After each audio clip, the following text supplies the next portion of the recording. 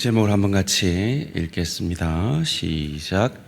눈에 보이는 현실과 눈에 보이지 않는 하나님. 사랑하는 성도님들, 우리가 가진 이 믿음이 참 믿음인 것을 우리는 어떻게 확신할 수가 있을까요? 제가 최근에 계속해서 강조했기에 기억하시고 계신 분들이 계실 겁니다. 여러 가지로 설명을 할 수가 있을 것 같은데요. 가장 확실하게 그 믿음의 증거를 우리에게 찾아보려면 믿기 전에 우리의 가치관과, 즉 영어로 value system, 그 가치관과 우리의 믿은 후의 가치관이 바뀌어지는 것, 그것을 통해서 우리는 내게 정말 외부에서 믿음이라는 것이 침투해서 내 삶이 과거와는 다른 사람으로 변화되었다라는 것을 우리는 알게 될 것입니다. 그것을 저희가 표현해내는 것이 지금 우리가 드리고 있는 이 주일 예배, 주님이 부활하셔서 우리를 값주고 그의 핏값으로 사셔서 구속하셔서 속량하셔서 우리가 가진 모든 것이 주님의 것임을 일주일의 첫날인 이날 다른 것 할 수 있지만 하나님 앞에 예배드림으로 내 시간의 주인은 하나님입니다 라고 우리는 표현한다 그랬습니다. 더 나아가서 10의 1을 우리가 벌어들인 모든 것 가운데 10의 1을 하나님을 위해서 드림으로 말미암아 내가 가진 이 10의 9도 내 것 아니라 하나님의 것입니다. 하나님 뜻대로 쓰겠습니다. 왜냐하면 주께서 핏값으로 나를 사셨으니 나의 가진 모든 것이 주님의 것입니다 라는 것을, 우리의 그 믿음을, 바뀐 그 가치관을 표현하는 것이 10의 1을 드리는 것이라 그랬습니다. 그런데 사실은 10의 1도 그렇고 주일 성수도 그렇고 우리는 종교적으로 너무 익숙하기 때문에 아무 생각 없이 그렇게 표현될 수 있어요. 그런데 정말 중요한 증거가 뭐냐? 내 믿음의 정말 중요한 증거, 내 삶이 정말 그리스도로 말미암아 변화되었다라는 그 증거가 뭐냐 하면 우리 속에서 끊임없이 내 주인이신 예수님이라면 어떻게 하실까? 영어로 WWJD라 그랬죠. What would Jesus do? 내 주인이 어떤 걸 원하실까? 무엇을 기뻐하실까? 내 주인의 뜻은 무엇일까라는 그 질문이 우리 안에서 계속 일어난다면 여러분 확신하십시오. 여러분은 하나님의 자녀이며 하나님의 소유이며 천국 백성임을 믿으시기를 주님의 이름으로 축원합니다. 그런데 죄송합니다마는 여러분이 일주일 내내 살면서도 단 한 번도 예수님이라면 어떻게 하실까라는 그 질문을 하시지 않았다면 죄송합니다마는 여러분은 스스로에게 질문하셔야 합니다. 정말 내가 구원받은 자인지, 정말 내가 참 믿음의 사람인지를 질문하셔야 합니다. 그리고 참 믿음으로 나아가셔야 합니다. 왜냐하면 이 바뀌어지는 우리의 가치관은 살아보면 실제로 눈에 보이는 현실 속에서는 손해보는 삶이기 때문입니다. 여러분 지금 안 믿는 사람들은 편하게 소파에 누워서 텔레비 채널을 돌려가면서 쉬고 있어요. 근데 여러분은 지금 여기 나온 만큼 오는 시간 가는 시간 예배드리는 한 시간 시간적으로 분명히 눈에 보이는 현실로는 손해보고 계신 거예요. 여러분의 수입 중에 10의 1을 드린다는 것, 이건 당장의 손해죠. 거기다가 내 삶의 선택의 순간순간마다 예수님이라면 어떻게 하실까라는 이 질문을 할 때 우리는 내 자존심이 상하게 됩니다. 그 질문에 답할 때마다 손해보게 됩니다. 그런데 믿음이 뭐냐? 그게 손해가 아니라는 것을 아는 것입니다. 그런 삶을 살아가는 것이 나보다 더 나를 사랑하셔서 지옥 형벌 받을 수밖에 없는 나를 위해 생명 주시고 부활하셔서 나를 값주고 사신 그 하나님이 책임지는 인생은 눈에 보이는 현실로는 손해보는 현실인데 결코 손해보게 하지 않으신다는 것을 경험하게 되어지는 삶이 믿음의 삶입니다. 그것을 보여주는 것이 오늘부터 시작하게 되는 이 룻기 말씀입니다. 이 룻기 말씀의 배경은 사사시대입니다. 약 350년에서 400년 정도 지속된, 우리가 잘 아는 각각 자기 소견에 옳은 대로 행했던 그 시대 말이죠. 오늘 룻기는 흉년이라는 단어로 시작합니다. 오늘 본문 1장 1절 말씀 함께 읽겠습니다. 시작. 그들이 치리하던 때에 그 땅에 흉년이 드니라. 유다 베들레헴의 한 사람이 그의 아내와 두 아들을 데리고 모압 지방에 가서 거류하였는데. 잠시 띄워주시고요. 그들이 살던 곳은 유다 베들레헴이었습니다. 그곳에 흉년이 임했습니다. 사사들이 치대하던 사사시대의 말이죠. 사사시대는 어떤 시대였습니까?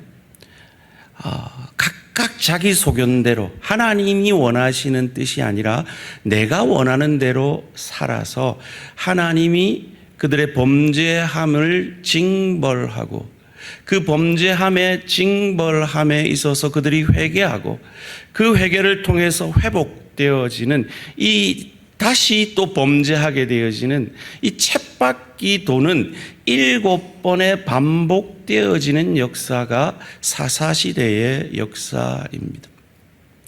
하나님께서 그들을 징벌하실 때 대표적 수단 두 가지가 있었는데 그것은 하나는 전쟁이었고 하나는 기근, 흉년이었습니다.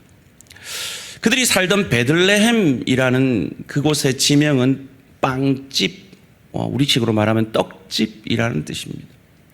아마 곡식이 풍족했던 것 같습니다. 그래서 이스라엘 땅에 빵이 떨어져도 결코 베들레헴에는 빵이 떨어져서는 안 되는데 그 빵집에서도 흉년으로 기근이 빵을 먹지 못하는 시대가 왔다는 건 이스라엘 전역이 흉년으로 어려움을 겪고 있었다는 것이죠. 하나님께서 간섭하신 겁니다. 그렇다면 그들은 어떠해야 했습니까? 우리가 뭔가 또 잘못했구나.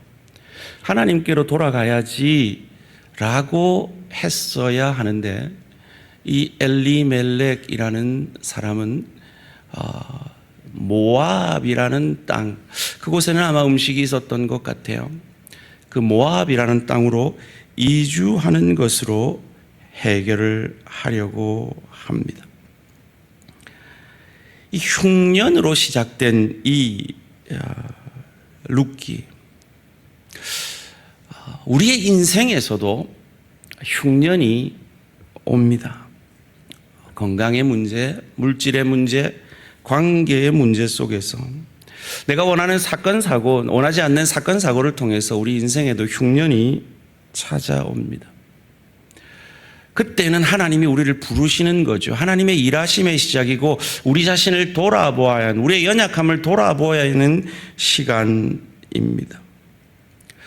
아브라함에게도 가나안 땅에 왔지만 흉년이 있었습니다. 야곱에게도 기근이 찾아왔습니다. 그러나 그 시간은 하나님의 일하심의 시간이었던 것을 우리는 알고 있습니다. 사랑하는 성도님들, 혹 우리 성도님들 가운데 지금 인생의 흉년을 경험하고 계신 분들이 계십니까? 하나님을 주목하셔야 할 시간임을 기억하시기 바랍니다. 하나님이 우리를 부르고 계시는 시간인 것을 믿으시기 바랍니다. 그런데 엘리멜렉은 그럴 생각을 못했어요. 이방 땅으로 옮깁니다. 이 모압이라는 곳이 어딘지 아시는 게 필요할 것 같아요. 그리 멀지 않습니다. 지도를 보시면요. 첫 번째 지도를 보시면 저 위에 조그마한 호수가 보이죠. 저기가 갈릴리 호수입니다. 그 갈릴리 호수에서 요단강이 쭉 흐르고요.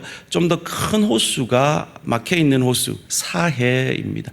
바로 그 사해 오른쪽이 모압, 그 위가 암몬, 그 밑이 에돔 땅입니다. 우리 눈에는 그렇게 멀어 보이지 않죠. 그런데 아마 그 시대의 날씨나 상황 속에서 모압은 흉년으로부터 벗어나 있었던 것 같습니다. 예수님이 제자들을 보내실 때도 폭풍이 왔습니다. 예수님이 탄 배에도 풍랑이 일었습니다. 무슨 말입니까? 폭풍이 문제가 아니라 내 인생의 흉년이 문제가 아니라 그 흉년을 대하는 태도가 문제일 수 있다라는 것입니다. 오늘 우리가 읽은 이 룻기 말씀은 이 흉년으로 시작하는데 끝은 다윗 왕의 탄생으로 끝납니다. 이 탄생이 왜 중요합니까? 다윗의 자손을 통해서 메시아 그리스도 예수께서 태어나기 때문이죠. 구원이 이루어지는 것입니다. 사랑하는 성도님들, 혹 오늘 이 시간 인생의 흉년 가운데 있는 분들 소망을 가지시기 바랍니다. 믿는 우리에게는 결코 저주는 없고 우리의 끝은 구원이고 축복인 것을, 천국인 것을 소망 가운데 확신하시기를 주님의 이름으로 축원합니다. 그러기에 우리는 그것을 믿기에 우리 다음 주에 믿지 않는, 이대로 있으면 지옥 갈 수밖에 없는 내 가족, 내 친지, 내 친구, 내 이웃들을 전도하기를 원합니다. 여러분, 오늘 받으신 초청장 낭비하지 마시고 꼭 사랑하는, 믿지 않는, 천국 가야 될 것 같은 한 사람에게 전달하시면 좋겠습니다. 천국은 우리의 궁극적 운명입니다. 그러기에 천국의 주인이신 예수의 영이신 성령의 지배함을 받는, 다스림을 받는 우리가 되기를 원합니다. 그래야 이 흉년을 이길 수가 있어요. 이 흉년 속에서도 내 자리를 지켜낼 수 있어요. 그런데 이 엘리멜렉은 그러지 못했던 것 같습니다. 그들 가족을 2절 말씀에서 이렇게 소개하고 있는데요. 함께 읽겠습니다. 시작.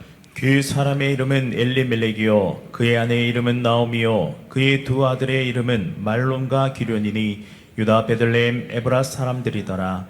그들이 모압 지방에 들어가서 거기 살더니. 여러분, 엘리멜렉, 참 멋진 이름입니다. 그 이름의 뜻은 나의 하나님이 나의 왕이시다, 혹은 나의 하나님이 왕이시다, 이런 뜻이 있습니다. 그런데 전혀 하나님의 왕되심을 인정하는 삶이 아니었죠. 미국에요, 이 존스 스쿨이라는 게 있습니다. 이 매매를 한 사람들이 경찰에 잡혔을 때 그들을 교도하는 학교를 존스 스쿨이라는 학교가 있다고 합니다. 이 학교가 왜 존이 뭐냐면 요한이거든요. 요한 학교예요. 왜 요한 학교가 됐느냐? 이 성범죄한 사람들을 모아놓고 이름을 물어본 거예요. 네 이름 뭐야? 존이요. 네 이름 뭐야? 존이요. 네 이름 뭐야? 존이요. 요한이요. 이런 거예요. 그래가지고 그 학교가 요한 학교가 됐다라는 거예요. 이 이름이 성경에서 주어질 때 참 우리에게 주는 의미가 있습니다. 이 룻의 남편이었던 말론의 뜻은 병들었다라는 뜻입니다. 기론의 뜻은 낭비, 허송, 세월이라는 뜻이라고 합니다. 그럼 저는 참 제 아버지께 감사합니다. 제 이름을 참 성권이라고 지으셔가지고 거룩할 성자에 권세 권자로 주셔가지고 저희 아버지가 또 저희 아들도 이름을 지어주셨어요. 형신이라 불같은 믿음이라고 이렇게 지어주셨는데, 여러분도 아마 자녀의 이름을 지을 때는 아마 의미를 가지고 지으셨을 거예요. 그런데 왜 이 아들의 이름을 이런 이름을 지었을까요? 우리가 하나님의 왕되심을 인정하라고 엘리멜렉이라는 이름을 지었는데요, 엘리멜렉은 그 하나님의 왕되심을 인정하지 못했죠. 흉년이 왔으면 하나님, 이 흉년 속에서 어찌해야 됩니까? 기도하고 물었어야 되죠. 그런데 묻지 않았습니다. 사실 이것이 성경에 나오는 인물들이 문제가 된 시작이었습니다. 이스라엘의 초대왕 사울이 그랬죠. 역대상 10장 14절 말씀입니다. 여호와께 묻지 아니하였으므로 여호와께서 그를 죽이시고 그 나라를 이새의 아들 다윗에게 넘겨주셨더라. 이 사울을 폐위하고 다윗에게 왕위를 넘겨준 가장 큰 이유가 하나님께 묻지 않았기 때문이라고 말하고 있습니다. 기도하지 않았다는 거죠. 눈에 보이는 현실이 내 기준이 되었지, 눈에 보이지 않는 하나님이 내 삶의 기준이 아니었다라는 것입니다. 아브라함의 조카 룻도 그러했습니다. 창세기 13장 10절 말씀 함께 읽겠습니다. 시작. 이에 롯이 눈을 들어 요단 지역을 바라본즉 소알까지 온 땅에 물이 넉넉하니 여호와께서 소돔과 고모라를 멸하시기 전이었으므로 여호와의 동산 같고 애굽 땅과 같았더라. 룻은 하나님께 묻지 않고 자기 현실의 눈만을 의지합니다. 그리고 그 소돔과 고모라가 여호와의 동산 같고 애굽 땅 같았던 것을 통해서 소돔과 고모라를 선택하죠. 그 결과가 무엇이었습니까? 그 땅의 멸망이었고, 그 땅을 그 두 딸과 함께 떠나서 그 두 술에 취한 채 두 딸에게서 얻은 자손이 바로 이 엘리멜렉이 옮긴 모압 땅이고 암몬 땅, 즉 롯의 자손들이 세운 땅이었던 거죠. 이 암몬은 음란한 땅이었습니다. 민수기 25장 1절에서 3절 말씀입니다. 이스라엘의 시딤에 머물러 있더니 그 백성이 모압 여자들과 음행하기를 시작하니라. 2절 말씀. 그 여자들이 자기 신들에게 제사할 때 이스라엘 백성을 청하매 백성이 먹고 그들의 신들에게 절함으로 이스라엘이 바알볼에게 가담한지라. 여호와께서 이스라엘에게 진노하시니라. 이것이 모압의 문화였습니다. 음란한 문화였죠. 즉 하나님의 백성이 절대로 가서는 안 되는 땅이 모압 땅이었습니다. 엘리멜렉은 하나님께 물었어야 했습니다. 그리고 흉년 속에서 그 하나님의 뜻을 찾아 회개하고 돌이켜야 했습니다. 하나님의 때를 기다려야 했습니다. 그런데 그는 그 기다림에 실패합니다. 때로 우리도 그렇습니다. 배우자에 대해서 기다림의 사랑을 놓칠 때가 있습니다. 부모에 대해서, 자녀에 대해서, 동료에 대해서, 지체에 대해서 기다리고 인내하는 그것에 실패할 때가 있습니다. 특별히 주의 교회를 섬길 때에 우리는 기다려야 할 때가 있습니다. 그런데 엘리멜렉은 그러지 못하고 살기 위해 모압 땅으로 갔지만 그곳에서 죽어버립니다. 3절 말씀입니다. 나오미의 남편 엘리멜렉이 죽고 나오미와 그의 두 아들이 남았으며, 이 맥락상 하나님이 심판하신 것으로 여겨집니다.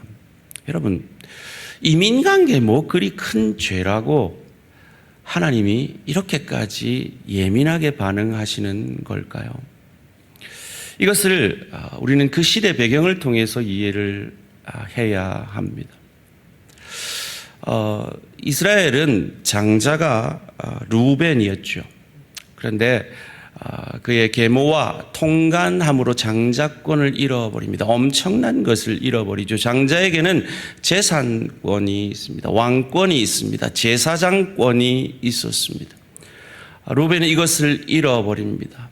그리고 하나님은 이 왕권을 이 루벤 자손 대신 유다 자손에게 줍니다.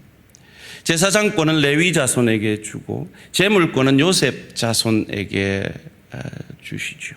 즉 이 엘리멜렉 이 속해 있는 유다 자손들은 왕권을 가지고 메시아의 오심을, 그 메시아의 자손을 이어가야 하는 사명을 가진 자들이었습니다. 그 왕권을 가진 자가 그 왕의 나라 하나님의 땅을 떠나버린 것이죠. 특별히 그 시대에는 땅은 신의 통치의 영역이라고 이해했다고 합니다.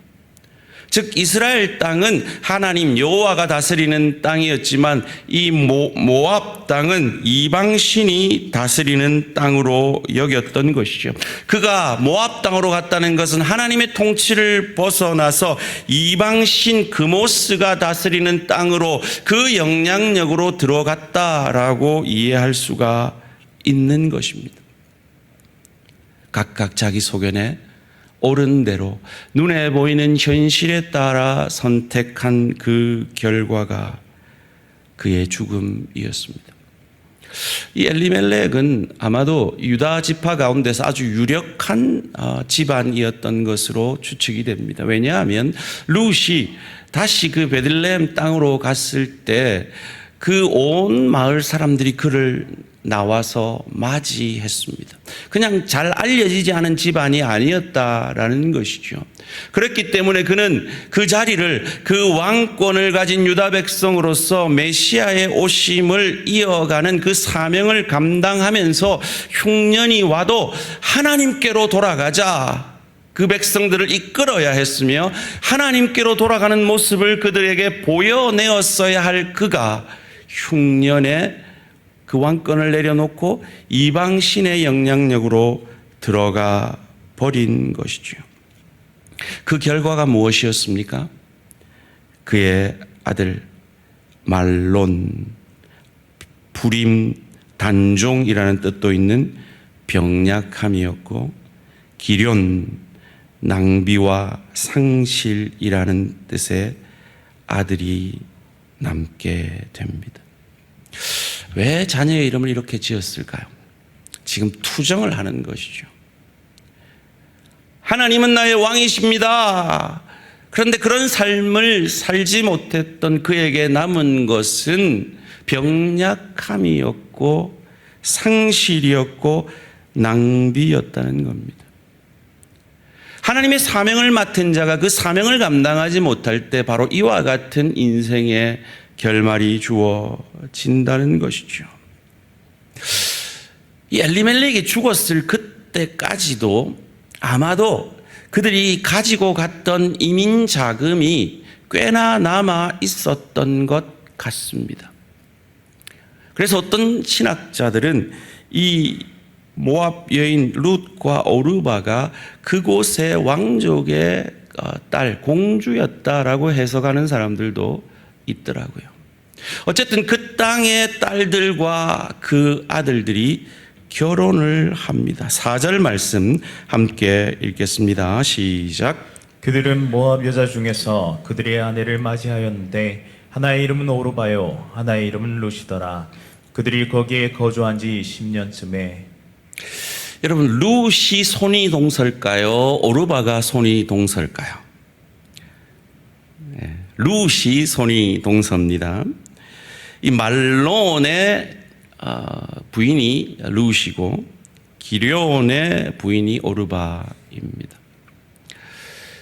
이 이방 여인들과 혼인할 그때 아버지가 죽었으니까 하나님이 지금 간섭하고 계신다. 깨달았어야죠. 그때라도 하나님의 왕되심을 고백했어야죠. 돌아갔어야죠. 그런데 그들은 그러지 못했습니다. 왜였을까요? 여러분, 이 본문을 잘 읽어보면요, 2절의 본문, 3절의 본문은 그 사람이 본문입니다. 즉 엘리멜렉이 주어입니다. 근데 4절로 가면 그들은 이라고 주어가 바뀝니다.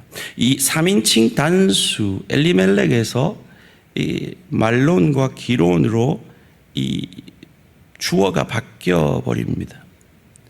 그들의 아들들이 결정한 거죠. 그 아버지의 삶을 그 아들들은 본 겁니다.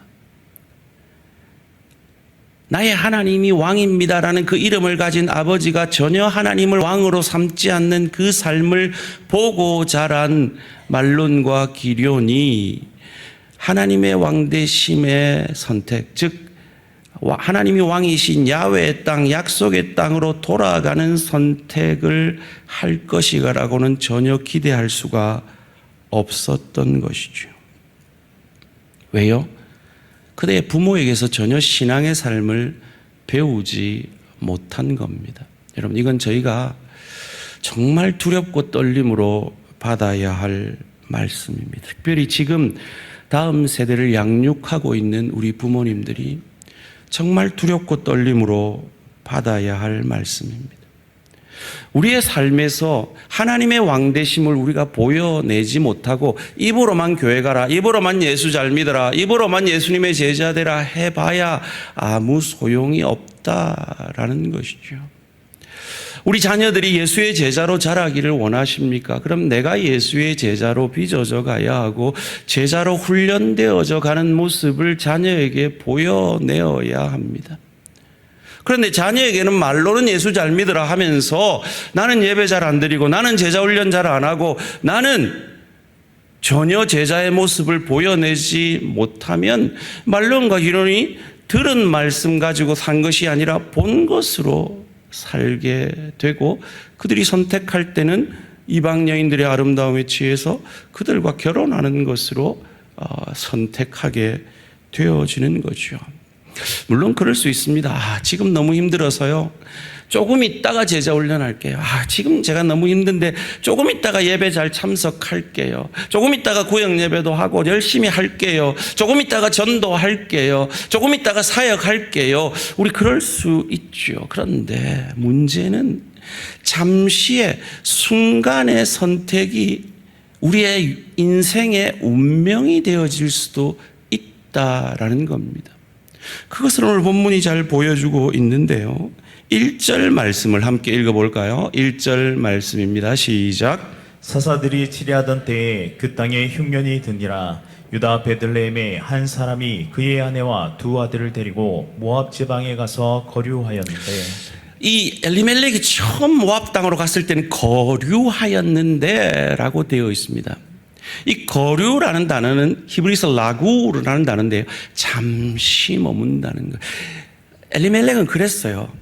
잠시 흉년 피해서 지금 양식 있다는데 거기 가서 잠시 있다가 나는 돌아갈 거야 그랬어요. 그런데 그 잠시의 선택이 운명이 되어지는 거죠. 4절 말씀입니다. 그들은 모압 여자 중에서 그들의 아내를 맞이하였는데 하나의 이름은 오르바요, 하나의 이름은 루시더라. 그들이 거기에 거주한 지 10년쯤에, 여기서 거주한 지라는 단어는 히브리어 와에셰부라는 단어입니다. 정착하며 머물러 살아간다라는 뜻이에요. 잠시 선택했는데 그게 운명이 된 거죠. 여러분, 순간의 선택을 잘해야 합니다. 왜요? 순간의 선택이 10년을 좌우했죠. 어디서 들어본 얘기죠? 순간의 선택이 10년을 좌우해 버린 겁니다. 눈에 보이지 않는 하나님이 아니라 눈에 보이는 현실에 나 지금 너무 피곤해서 지금 내 형편이 돼서 지금 잠시 그 선택을 했는데 그게 내 운명이 되어질 수도 있다라는 겁니다. 그 결과가 무엇이었습니까? 5절 말씀 함께 읽습니다. 시작. 말론과 기럨 두 사람이 다 죽고 그 여인은 두 아들과 남편의 뒤에 남았더라. 그 아들들도 죽어 버립니다. 여인들만 남게 되어집니다. 더 이상 유다 족속으로서 메시아의 오심을 감당하는 이 사명을 더 이상 감당할 수가 없게 되어 버린 것이죠. 사랑하는 성도님들, 인생은 그 과정도 중요하지만 참 끝이 아름다워야 합니다. 그런데 믿으십시오. 저와 여러분의 끝은 이 룻의 끝처럼 메시아 그리스도의 오심을 이어가는 다윗의 나심으로 끝난 것처럼 그 그리스도 예수의 우리를 사시고 우리의 주인 되시고 우리의 인생을 책임져 주시는 그것으로 끝날 것임을 믿으시기를 주님의 이름으로 축원합니다. 그리고 그 과정 속에서 우리가 겪는 흉년은 저주가 아니라 깊이의 축복의 시간인 것을 믿으시기를 주님의 이름으로 축원합니다. 그러기에 그 시간들을 그 믿음의 자리를 지켜내셔야 합니다. 그 사명의 자리를 지켜내셔야 합니다. 그러기에 눈에 보이는 현실이 아니라 눈에 보이지 않는 하나님의 뜻을 우리는 구해야 합니다. 찾아야 합니다. 선택해야 합니다. 룻을 통해서 다윗이 태어났습니다. 다윗이 왜 유명해졌습니까? 우리가 잘 알듯이 골리앗을 죽임으로 유명해졌죠. 그럼 골리앗이요 2m 97cm였대요. 그 갑옷 무게가 57kg였대요. 우리 여자분들 하나를 이고 전쟁을 한 거죠. 여러분보다 조금 더 무겁나요? 걱정하지 마시고 창끝이 7kg였다라고 합니다. 그런 골리앗을 10대 소년인 다윗이 이겼습니다. 구국의 영웅이 됐죠. 3000년 전에 일어난 이 사건을 믿지 않는 사람들도 알 만큼 유명한 싸움입니다. 그런데 다윗이 왜 이 싸움을 하게 되었는지는 모르는 사람들이 많아요. 좀 생각해 보세요. 이 다윗과 골리앗의 전투가 있었던 이 엘라 골짜기는요, 다윗이 살고 있었던 베들레헴에서 24km 거리예요. 다윗은 10대 소년이었어요. 군인도 아니었어요. 절대로 골리앗을 만날 수도 없고 싸울 수도 없는 상황이었죠. 그런데 그의 아버지가 이 이새가 그의 아들들 8형제 중에 3형제가 차출이 되어 갔죠. 그래서 그 아들들에게 뭔가 먹을 것을 보내고 싶어서 그 아들들을 보내는데 굳이 다윗을 보내요. 다윗은 안 가도 돼요. 왜요? 그 나머지 자기보다 나이 많은 4명의 형들이 있었거든요. 이 4명의 형들은 자기보다 나이도 많았어요. 그리고 전쟁터에 가는 건 위험한 일이잖아요. 막내 보내지 않아도 되고 막내는 나 안 갈래요. 나 무서워요. 이럴 수 있는 거죠. 충분히 핑계 될 수 있습니다. 순종하지 않을 이유가 많았다라는 것이죠. 그런데 다윗은 순종했습니다. 그리고 이새는 다윗이 그 명령을 할 때 순종할 사람이라는 걸, 그 아들이라는 것을 알고 그 사명을 맡긴 거죠. 그 순종이 오늘 골리앗을 죽이는, 그래서 유다 백성들의 왕이 되는 그 결과를 만들어낸 것입니다. 오늘 제목이 뭐였죠?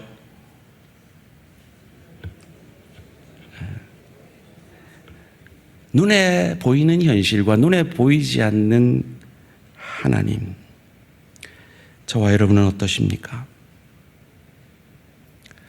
정직하게 우리는 눈에 보이는 현실을, 그것을 근거해서 살죠. 그래서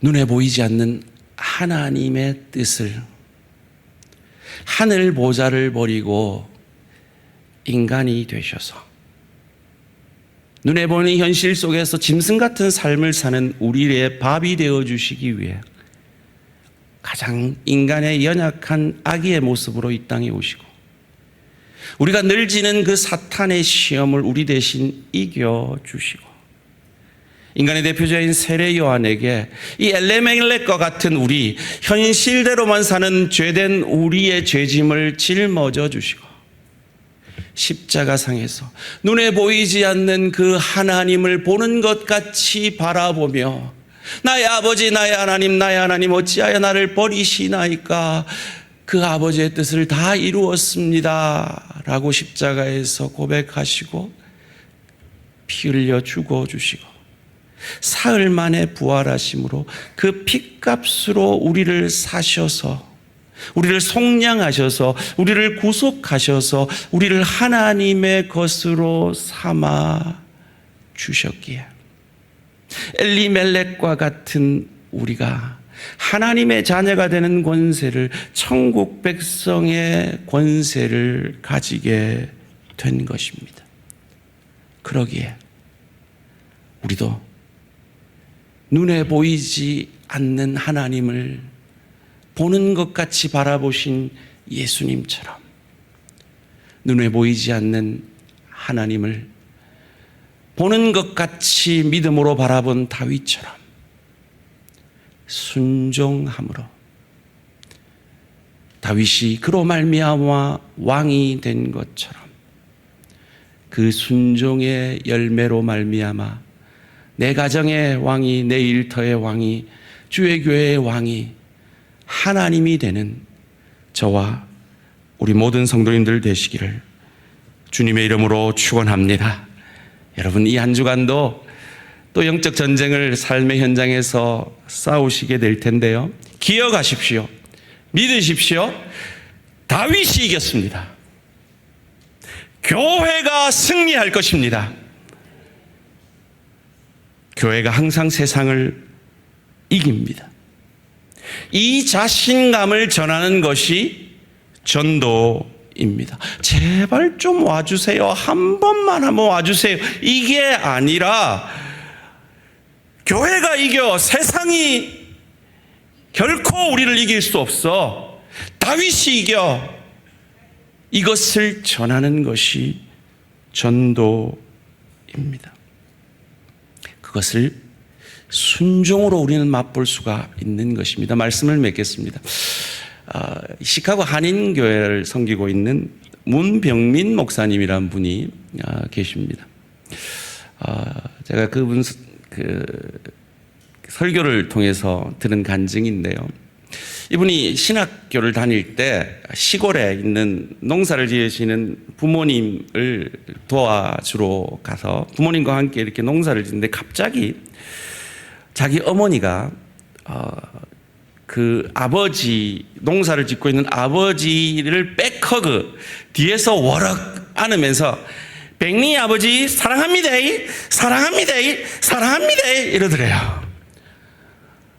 자기 생에 한 번도 아버지가 엄마한테 사랑한다는 얘기를 한 걸 들어본 적이 없고, 어머니가 아버지한테 사랑한다는 얘기를 들어본 적이 없는 이 문병민 신학생이 깜짝 놀란 거예요.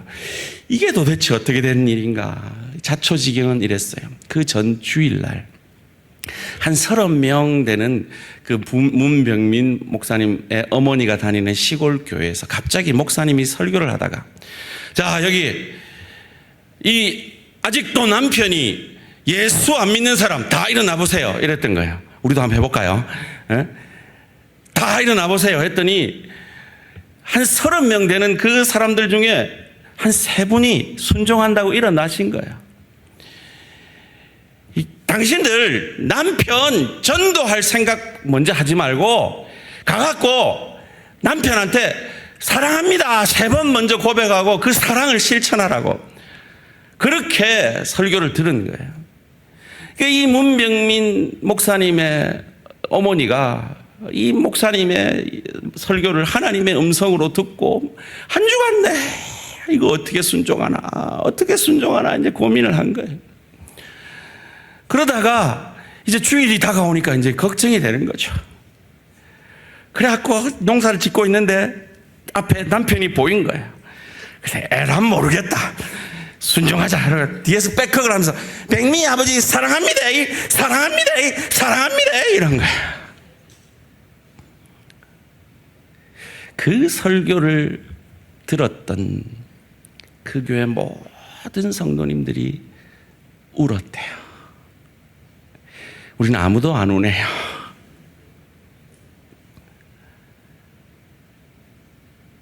사랑하는 성도님들, 한 영혼을 사랑하라고 하신 그 주님의 음성 순종함으로 다윗처럼 우리 예수님처럼 순종함으로 날 구원해내신 그 하나님의 역사가 이 가을에 나를 통해 우리 구역을 통해 열매 맺게 되기를 주님의 이름으로 축원합니다.